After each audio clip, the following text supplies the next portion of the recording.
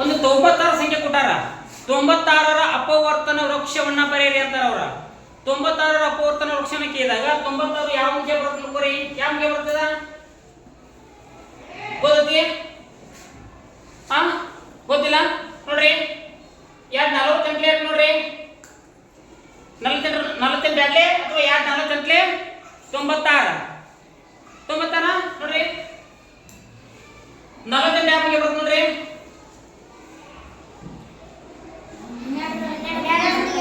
12 ಎಷ್ಟೇ 12 ನಾಲ್ಕೇ 48 ನೋಡ್ರಿ. 12 ಯಾವ ಅಂಕೆ ಬರುತ್ತೆ? 2 ಎಷ್ಟೇ 2 ಆಗ್ಲಿ. 6 ಯಾವ ಅಂಕೆ ಬರುತ್ತೆ ನೋಡ್ರಿ. 2 3 6 ಮತ್ತ ಎಷ್ಟು ನೋಡ್ರಿ. 4 ಯಾವ ಅಂಕೆ ಬರುತ್ತೆ 2 4 ನೋಡ್ರಿ. ಇದು ನಿಮ್ಮ ಅಪವರ್ತನ ವೃಕ್ಷ ರೆಡಿ ಆತ. ನಿಮ್ಮ ಅಪವರ್ತನ ವೃಕ್ಷ ಕರೆಕ್ಟ್ ಐತಿ ಚೆಕ್ ಮಾಡ್ಕೋಬೇಕಾರ ನೋಡ್ರಿ. ಈ ಎರಡು ಸಂಖ್ಯೆ ಸಂಖ್ಯೆ ಬರ್ತದೆ ನೋಡ್ರಿ. 2 3 6 ಈ ಸ್ಟೆಪ್ ಸರಿ ಐತಾ? 6 2 12 ಸರಿ ಐತಾ?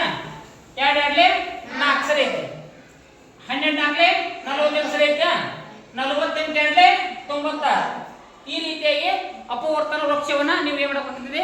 ತಯಾರು ಮಾಡಬೇಕಾಗ್ತದೆ. ಆಯ್ತಾ?